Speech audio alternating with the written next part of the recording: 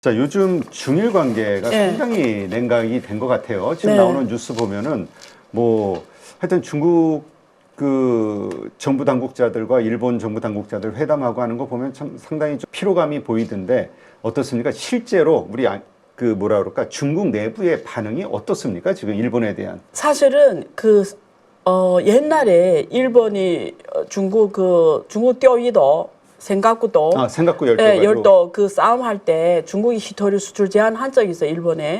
그랬죠. 근데 어쨌든 그때 중국 국내에서 무슨 운동이 일어났냐면 일본 자동차 불매 운동이 일어났어요. 막 과격한 사람 막 깨고 막 자동차를 막 깨버리고 누가 일본 차로 운동을 막 공격하고 그 정도로 사람들이 과격하게 반응했어요. 근데 요즘에는 중국 사람 그런 현상이 없어졌어요. 한국 사드 때도 그런 좀 서로 간의 정서상 나빠지니까 뭐 막 불매운동 막 이런 게 일어났는데 요즘에 중국 사람 관찰해보면 그런 게 없어졌어요. 어떤 의미죠, 그게? 이게 되게 재미있는 것 같아. 두 가지 의미인데 하나는 이제는 이런 영역을 중국이 다 대체해버린 거예요. 깰 게 없는 거예요. 불매 운동 할 만한 게 없다. 다 중국 제품이 다 대체해버렸죠.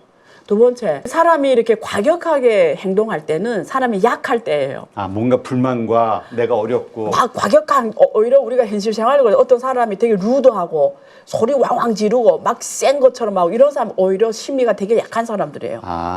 근데 진짜 강자는 있잖아요.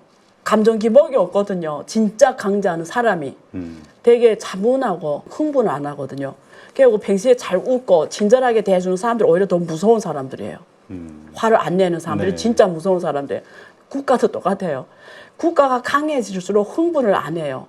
근데 막 말을 많이 하고 소리치고 난리치는 거는 이미 약하거나 아니면 약해지고 있다고 혹은 공포를 느끼거나 불안하다는 거거든요.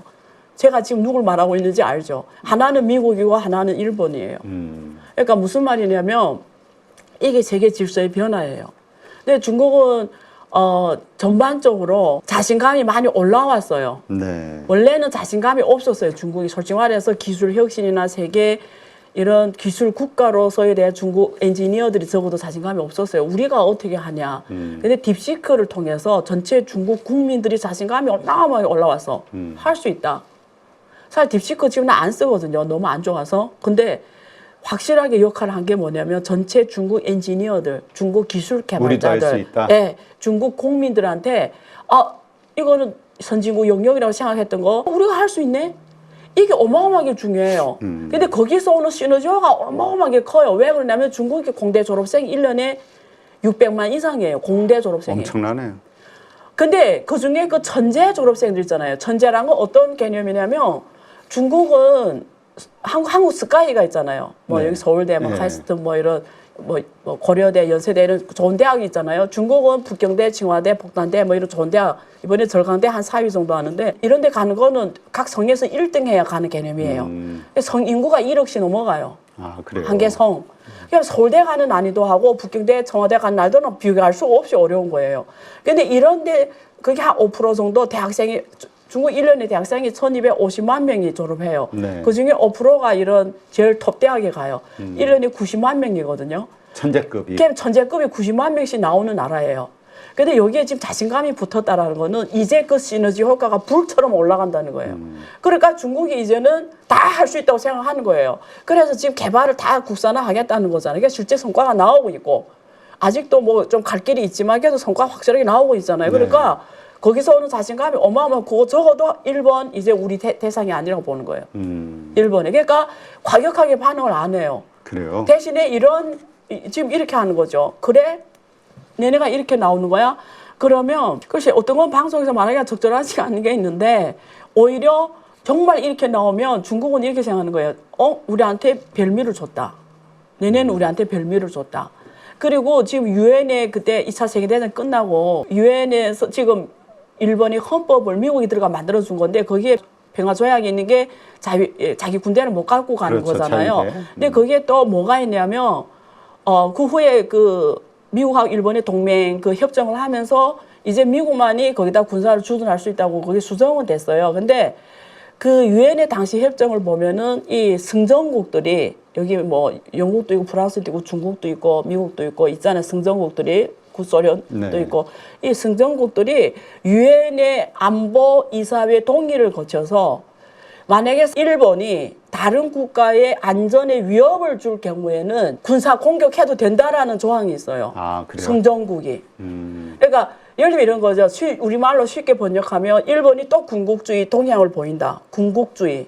그러니까 다른 나라를 침략하거나 하고자 하는 의도만 보여도 전쟁하고자 하는 의도만 보여도 승전국 중에 아무나 안보 이사회 동의 그 5개 상임국이 있잖아요. 거기 투표 결의를 통해서 통과가 되면 일본을 공격할 수가 있어요. 그래서 그게 있기 때문에 별미를 만들어준다고 생각하는 거예요, 일본이 지금. 근데 왜 그러냐면 다카이치 이 총리가 말한 게 이거였어요. 자기네 전쟁 개입하겠다는 거예요. 네.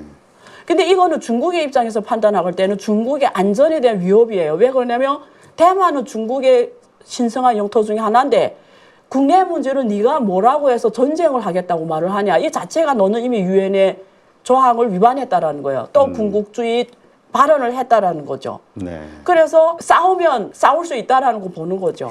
근데 뭐 일단 뭐 유엔 안보리의 그 전 상임이사국들의 네. 동의를 얻기는 어려울 거고 미국이 찬성할 리가 없으니까. 아, 그건 그렇죠. 근데 어쨌든 그런 그 위협적인 요소는 분명히 있다. 근데 중국의 외교 발언에서 5개 단계가 있어요. 근데 지금 첫 번째 단계로 발언한 거예요. 근데 전쟁이 한 4번째가 있어요. 네. 진짜 전쟁하는 거예요, 그거는. 어. 근데 지금 첫 번째, 두 번째 이렇게 가는 도중이거든요. 근데 무슨 말 하냐면, 만약에 일본이 계속 저 식으로 가면은 중국은 전쟁 별미를 가져간다는 거죠. 그러니까 이제 네. 그 일본 총리가 사과하지 않고 계속 이런 네. 분위기가 간다면 거기는 이미 사과하지 않겠다라고 얘기는 했으니까. 근데 외무상은 보냈어요, 중국에. 그렇죠. 이제 뭐 네. 그 회담을 하는 건데 네. 어쨌건 이러한 것들, 그러니까 중국은 오히려 뭐 끓는 이런 거보다도 네. 요번 기회에 뭐 한번 일본에게 큰 본때를 전략을 보여주자. 짜는 거죠. 뭔가 네. 이런 네. 분위기를 가지고 근데 이제 우리가 생각하는 게 이제 우리 과거 이란 뭐 한알령 이런 것처럼 일본에 대해서 할 수 있는 제재가 무엇이 있을까? 그러니까 말씀하신 대로 이미 뺏긴다면 오케이. 그러니까 일본에서도 네. 이거에 대해서 막 두려워가지고 뭔가 지지도가 오케이. 떨어지고 이게 아니라 일본 내 총리 지지도도 막 올라가잖아요. 예. 그러니까 서로 이 접점이 별로 없는 것 같아. 예. 히토리예요. 히토리 공격이 갈 것이다. 옛날에 히토리 때 손 들었어요, 일본이. 완전 손 들었거든요. 만약에 계속 저러면 히토리 바로 수출지 않으면 일본은 끝이에요.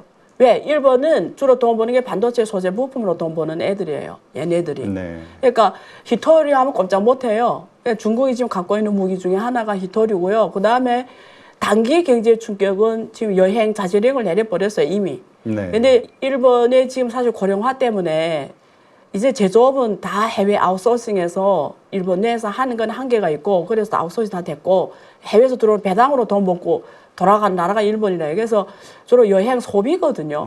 근데 중국 사람이 가서 돈을 한 40% 써줘요. 전체 이 관광 소비 40%는. 일본의 전체 한 해. 여행객의 5분의 1은 중국 사람인데 돈은 중국 사람 가서 많이 쓴다라는 거예요. 그래서 그런 면에서 1차 타격 오고 그다음에 일본의 수산업 이런 것들이 타격이고 그다음에 반도체 소재 수입을 중국이 많이 했어요. 네. 주로 무역 관계가 그거예요. 근데 줄이겠죠. 중국이 더 빨리 국산화로 가죠. 네. 예.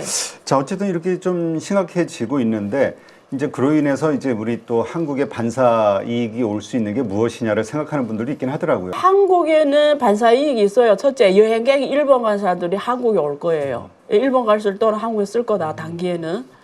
그 다음에 아까 반도체 소재 부품 쪽도 원래는 일본이 절대적으로 잘했는데 한국이 그때 일본하고 이 무역 싸움 했잖아요. 그렇죠. 그러면서 많이 소재 개발했죠. 예, 소재 개발하면서 많이 올라왔어요. 또 한국이 많이 들어왔고 일본이 그래서 한국에서 수입해 갈 확률이 더 높아졌죠. 그런 영역은 그런 면에서 반사 효과가 있고요. 그리고 오히려 외교 관계로 봤을 때 어쨌든 중국은 이 동북아가 너무 덴저 존으로 가는 걸 중국은 제어를 해요. 아까 전선을 너무 높일 수가 없잖아요. 그래서 그러면은 동북아 제일 중요한 국가 세 국가인데 한국과의 외교 관계가 더 중요해지죠. 그러면 지금 펼치고 있는 실리주의 외교가 좀 더 먹혀 들어가겠죠. 그런 면에서 외교 분위기가 좀 더 가면서 한국이 뭐 한한령을 포함해서 한국의 중국의 이런 여러 가지 경제 교류 협력이 활발해지겠죠. 그런 면에서 포지티브한 이펙트가 분명히 있을 것 같고 두 번째는 내년에 지금 이재명 대통령이 뭐 좀 공식 요청했잖아요. 시진핑이 공식 방문, 네. 정상 방문 해달라고. 그러니까 또 하나의 계기가 될 것 같고요. 그래서 일각에서 이런 걱정이 있어요. 지금 유럽 경제도 정말 안 좋잖아요. 프랑스도 그렇고 정치적인 불안까지 있고 그 다음에 우리도 뭐 경제가 그렇게 좋은 편 맞아요. 아니고 미국 경제가 맞아요. 가장 그나마 좋은 편이지만 사실 여러 가지 그렇죠. 불확실성이 있고. 그러니까 이 경제는 점점 안 좋아지는데 이 자본시장, 자산시장은 계속 뭐 맞아요. 부동산이고 뭐 다 맞아요. 오르는 전 세계적인 현상. 맞아요. 이것에 대해서 걱정하는 분들이 참 많더라고요. 저는 되게 간단하게 그걸 말씀드릴 수가 있는데 경제가 안 좋을 때 이런 일이 일어난 이유 중에 하나가 정부에서 경제를 이게 개인적 경제학부터 이렇게 온 거예요. 정부 보이는 손이 역할을 하면서 경제를 살릴 거 있을 것처럼 경제 주기를 돌릴 수 있다고 생각하는 거죠. 네. 이 떨어지는 경제를. 그러니까 돈을 계속 푸는 거예요. 풀어가지고 이 경제를 살리려고 하는 노력을 모든 세상이 다 한 거, 코로나 때부터. 근데 그 돈들이 결국은 자본이라는 거는 미래를 먹고 사는 게 자본이잖아요. 그렇죠. 그 미래를 먹고 살 게 어디 있어요, 현실 생활에. 그냥 주식시장 말고는 없는 거예요. 그러니까 돈이 풀린 돈 다 주식시장으로 가는 거예요. 근데 그 미래는 아직 오지 않는 거예요. 앞으로 한 10년이 지나요, 실제 와. 그러니까 그 사이에 이렇게 버블을 겪으면서 꺼졌다가 겪으면서 상당 기간 가는 거죠. 그러니까 이제 네. 그런 걱정들을 하는 거예요. 이렇게 네. 조금만 그 어떤 시장이 어려워지면 이제 버블이 터지는 시점인가? 취약해지죠, 시장이. 사람들의 심리가 점점 불안해지는 왜냐면 거죠. 펀더멘탈이 없는 상황에서 미래에 베팅한 돈들이 점점 정부에서 그 돈을 불쏘시개처럼 공급해 주잖아요. 그 돈들이 점점 주식에 들어가고 점점 더 올라가고 그냥 뭐 어느 순간 돈을 안 풀 때는 바로 무너지는 트리거 역할을 하는 거죠. 그렇다면 아까도 말씀하셨듯이 이제 AI 버블 길게 보면은 이제 상당히 갈 것이다. 갈 수밖에 없죠. 예. 그렇다면 우리 자산 시장 계속해서 오를 수밖에 없다라고 일단은 어렵지만 현실은 어렵지만 봐야 될까요? 저는 일단 좀 한국 놓고 말하면 중국도 그렇지만 이재명 정부가 확실하게 말을 했잖아요. 예산을 확대해가지고 한국을 전 세계 AI 넘버 3는 되겠다. 그 말은 집중 투자. 이번에 그 재벌 총수들을 만나가지고 너는 얼마 지금 다 이렇게 말했잖아요. 그러니까 뭐 그 돈들을 정부가 공급할 수밖에 없어요. 그래서 이재명 대통령 말했잖아요. 돈이 없을 때 정부가 찍어서 또 공급해야 경제가 돈다. 대놓고 말을 했잖아요. 그러니까 그럼 그 돈들이 어디로 가겠어요?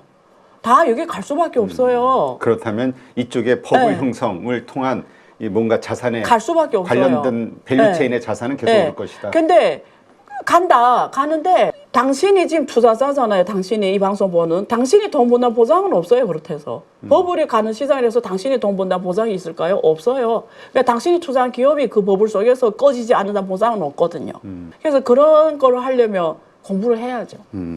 그렇기 때문에 우리가 긴장감은 가지고 그러나 어쨌든 이 자산 시장에서 벗어나 있으면 안 된다. 지금 절대 안 시점은. 되죠.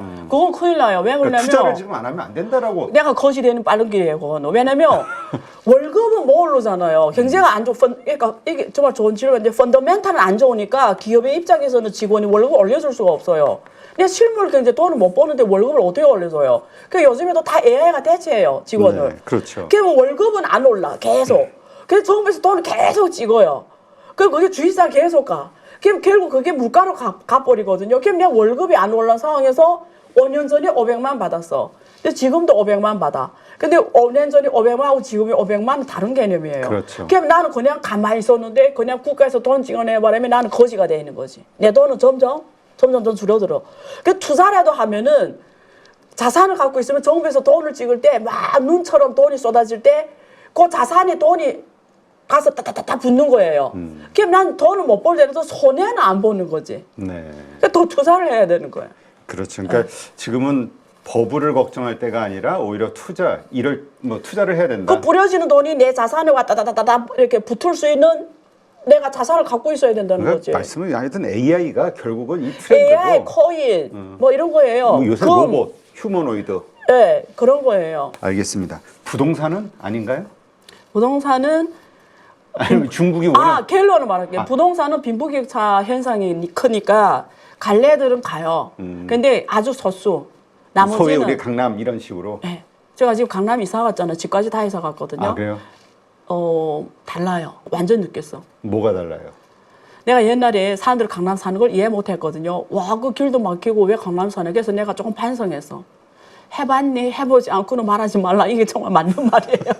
근데 확실히 좋더라고요. 왜 입지가 좋아. 왜냐면 교통. 여의도 오는 것도 정말 편하게 와요. 그리고 저 지방 강연 많잖아요. 너무 편하게 가고 그 생활권 안에서 모든 게 다 이루어져. 비용이 확 줄어들더라고요. 그래서 이런 여지들을 갈 수밖에 없어요. 그러니까 결국 오르는 자산만 더 오를 것이다. 그냥 이렇게 보면 돼. 결론적으로 돈을 정부에서 팍 눈처럼 쏟을 거예요. 눈처럼. 그냥 눈이 팍 내릴 건데 상당 부분 돈은 주식상으로 갈 거예요. 왜? 정부에서 주식으로 돈 모으니까 돈을 네. 다 여기 갖다 붙을 거예요. 근데 그래도 그럼에도 불구하고 돈 있는 부자들이 많으니까 상당 부분 돈은 부동산에 또 올 거예요. 그러니까 눈이 여기 많이 쌓이고 여기도 조금 쌓일 거라는 거죠. 알겠습니다.